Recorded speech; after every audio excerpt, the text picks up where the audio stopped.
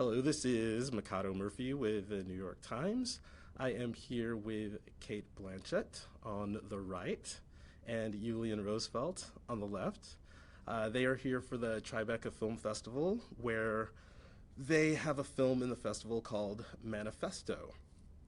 And I would like to first ask Julian if you could just kind of tell our Facebook Live audience a little bit about the film Manifesto. Okay, Manifesto is actually an homage to the tradition of artists writing manifestos, artist manifestos. It is entirely edited out of manifestos from the 20th century and a few texts from this century. And Cate acts in it in 13 different characters, 13 different personas, all in contemporary context, and quotes from these manifestos, kind of reenacting them in a way. How did you come up with the idea for what this first began as an art piece that then you turned into a film? Could you first tell me kind of how you came up with the idea for the art piece? Well, I came across the reading of some texts, some artist manifestos during the research for another project, and by then Cate and I had already met and had the idea to do something together one day, and so I was looking for a while for something that could be good for us. I think Cate was terribly frightened when I confronted her with the idea for Manifesto, because it was only text, and when we met I had shown work which was only images, and certainly the idea was to do something maybe without text, and all of a sudden there was all this text material. Yes, but here we are. Maybe you want to say something about it. Yeah, I'm gonna ask a film. I'll ask a question for Cate. If you could kind of tell me a little bit about how it was that you first met up with Julian, and how it was that you figured out kind of what to do with this piece.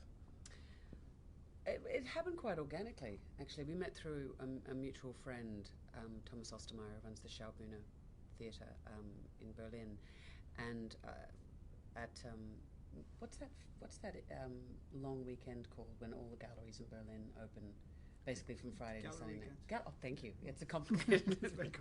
But anyway, and so I saw. I mean, I obviously was aware of your work, and but we got chatting, and then the conversation evolved over kind of a couple of years.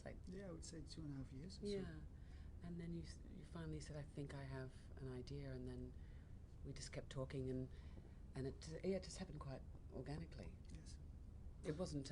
It didn't feel like we'd begun with an idea, though. I think the best for me. All collaborations start not with a mission to achieve something, but with a desire to collaborate on something, yes, and that was definitely the spirit of this.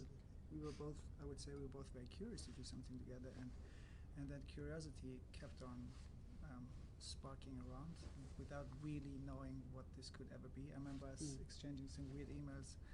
Not that weird.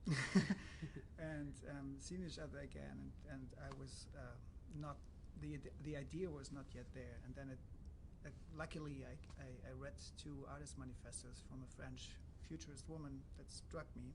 I remembered my studies of art myself, and during architecture I studied a little bit of art, and I read a few milestones of artist manifestos. But what struck me there was that I just discovered that all these, or most of these texts were written at a very early stage of this artist's life.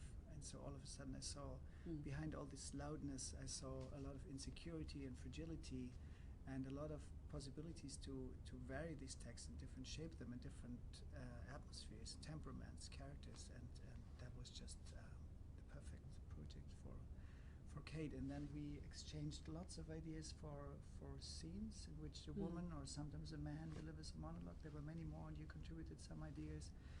Played ping pong for a while, and cut them down. Then bargaining, how much are we going to do? What are we going to do together? So we do have a question from a viewer right now. We've got this question from Carolina Carreterio. And she's asking, how was the creation process for each character? So you play. Tell us how many characters you play and what that process was like to create them. Well, Carolina, they're not. I didn't ever really conceive of them as being characters. It was more like a series of situations and sort of archetypes, and because in the end, I think the experience, certainly when it was a multi-screen work and you saw it in a gallery or a museum, but I think even in this linear version, you get the sense of the common thread between all the manifestos, and so in a way they're sort of shades of the one person, just with different silhouettes. But I never thought of them as being fully sort of psychologically realized characters. So it was more just about not wanting to make the situations and the character too one-to-one with the manifesto. So sometimes it was working in vast opposition to what the spirit or the texture and sort of intellectual pursuit of the manifesto was, and sometimes it was much more aligned with it. And some of them were much more conversational. So for example, the one where there's a reporter and a newsreader, that was much, it was very conversational, but some of it felt didactic, so it felt like it's something that a newsreader could say. And then I think the trickiest thing that Julian sort of worked out, and we talked a lot about, was which was going to be an inner voice and which was going to be actually expressed. And so some of them were speeches, some of them were conversations, some of them were expressed as commands, and so therefore it was just trying to fit the situation and the character to that. But it was very kamikaze and quick. So even though there was a lot of rigorous preparation on Julian's behalf, team, a lot of planning, which you have to do when you have no time and no money, but the actual kind of doing of it was very fast. So we sort of met a couple of days before, and with the hair and makeup and wardrobe team, who were kind of helping to realise all those silhouettes, and then just said, okay, well, they'll look like this, and we'll put this accent with this person. So it was kind of it had that thrill of doing stand-up. Yes. You didn't know what was going to happen necessarily. You said archetype, and you could almost say that a few of them are almost caricatures, like the opera diva, the ballet choreographer, the mistress, and also maybe the tattooed punk. They are like very exaggerated characters. Also, one reason for that is also that in such a short time frame, in the installation, each scene just takes 10 minutes. You don't really want to elaborate an entire convincing character. And also keep in mind that those texts some of them are really very difficult to act out as contemporary, believable situations. Nonetheless, I remember extras crying at the graveyard scene when Kate said, like, from now on we're gonna shit in different colors. So she managed through her talents to make out of these kind of, I always thought that was so absurd. Dada sentences, real grief. That's her talent, of course. And also, what I found very fascinating, all these texts are collaged and re-edited out of many manifestos, many different voices. So imagine a bunch of friends sitting around a table and not agreeing on everything and having, different opinions, but sympathizing with each other. So you have to bring all this together in one scene to create a kind of, atmosphere of different ideas, different opinions, and all that has to be then brought together and focused on one single character or archetype. So of course this archetype character has to be acted out a little, exaggerated, a little. But you had that too in the work you did about the sort of the meditation on the Western, and they're all sitting around the campfire, yes. and they're all they seem to be having a dialogue, but they're all randomly stitched together phrases quoting actually from politicians, from George W. Bush and Charlton Heston and also 50 Cent and filmmakers of Westerns and this, but they do it in the attitude of a real true Western cowboy. So that's the. So you play against the text. Play against the text, yeah. If you are just joining us, we are with Cate Blanchett and Julian Rosefeldt. They have a film called Manifesto that is at the Tribeca Film Festival, where Cate plays several characters. And we are taking your questions, so please send those in. I have a question from Alicia Yeager. She is asking Cate, which character resonated with you the most? Oof. I love that question. It was yes. I am really like a goldfish. I swim around the bowl and I forget what's happened because I'm just involved in what's happening in front of me. I think probably the one which I found the most fun to play was the newsreader one. Given that I was going to, we didn't do that on the same day. We actually did the newsreader the same day we did the homeless guy, which was great. It was no time to think. That's my, I love that. Can you believe that? Yeah. No These time two to characters think. in one day. But it was me playing a reporter talking to me playing a newsreader, and so trying to get as energetically different characters, and also it was a very easy manifesto to say. But the other one I really enjoyed was the lunch, the conservative family with all the taxidermed animals. You know, with my children and my husband got roped into doing that one. That was fun. I was very impressed with them. They were very They were focused. amazing. Great. Julian, if you could let us know, or let our viewers know, so the film is playing right now at the Tribeca Film Festival. How else will they be able to see Manifesto? Well, it's going to be released in cinemas around the globe, as far as I understood. We have sold the film to many territories, so certainly to the US and Canada as well. Yeah, and on certain film festivals as well. So far we have done 5 or 6 now. But it will play at the movies. I don't know when is the US release. Maybe somebody here knows. May 10th. May 10th. May 10th. May 10th is the release. Excellent. We have a question from Thomas Weber. He's asking, what are your opinions of publicly funded films where crowdsourcing can be used to finance movies? Well, that's in a way that's the way That's you're what we used to did. the way you're used to working. Yeah. Well, maybe I can talk a little bit about my experience with funding film, because this project was not meant to be a film at first. It was meant to be an installation. But in order to finance it, I needed to get people on board who couldn't deal with the 13-screen installation, so they needed a linear version. Like Bavarian Broadcast is an art-interested Bavarian broadcast station, and the Media Board, Berlin-Brandenburg. So they needed a linear version out of it. And then there's the art market for me that helps me producing works. I'm totally sympathizing with all kinds of crowdfunding possibilities in order to make something possible that is impossible. Also because normally when you self-fund your projects or you invent funding, you're much smarter and much more careful with the money you spend.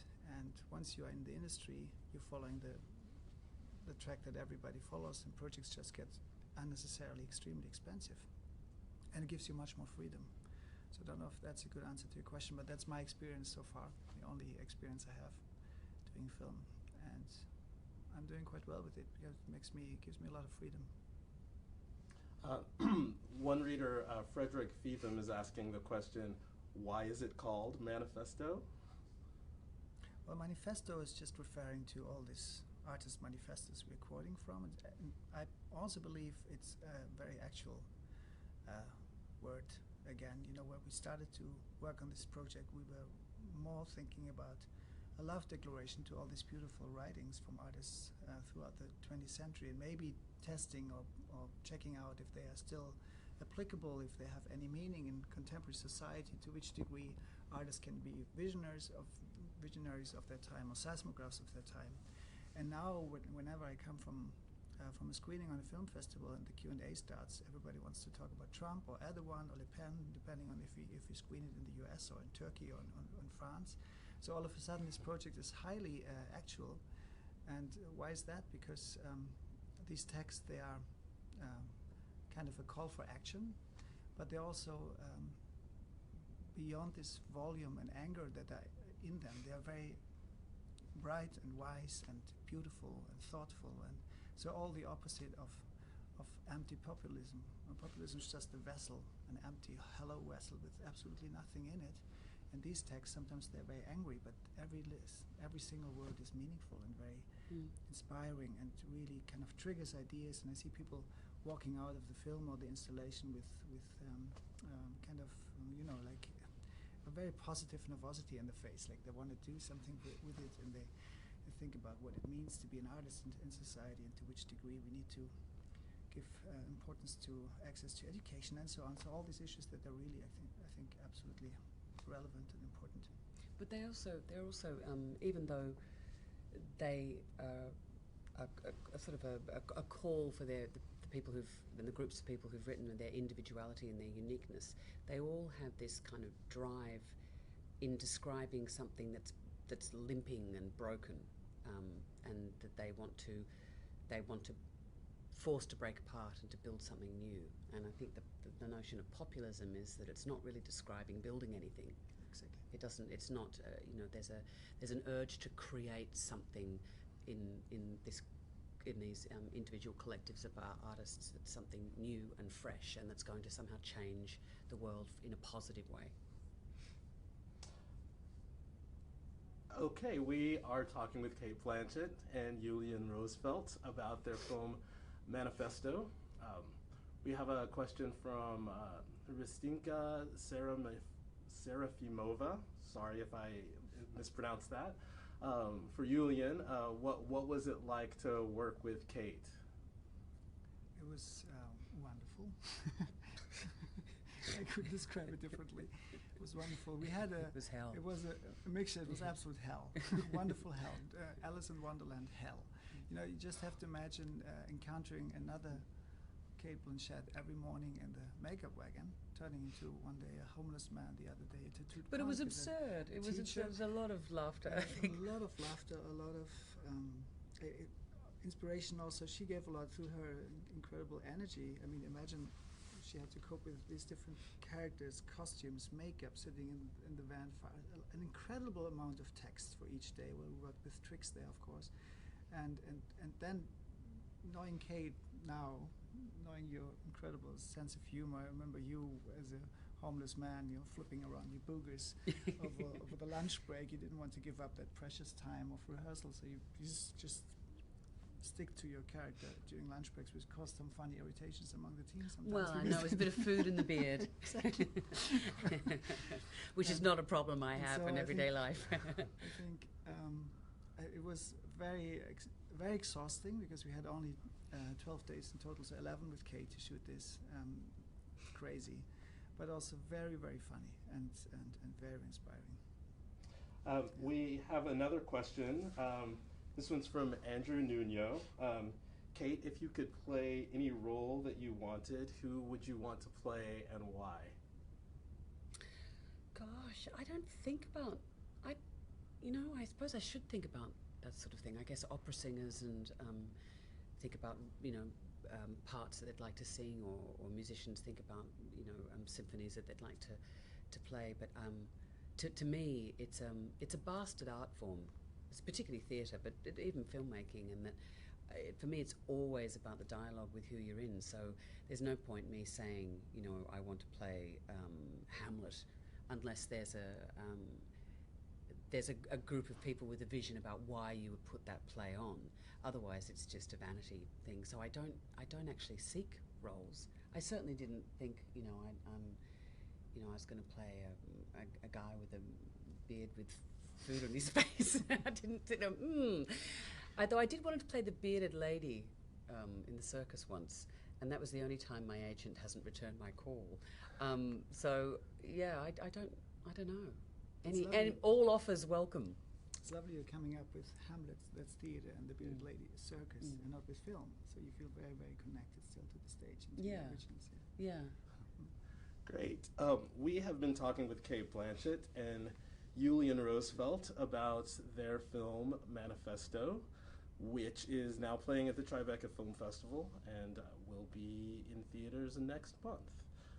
Julian and Cate, thanks so much for taking questions from our Facebook Live audience, and thanks for being with us today. Thank you. Thank Thanks, you very guys. much. Thank you Thanks. so much.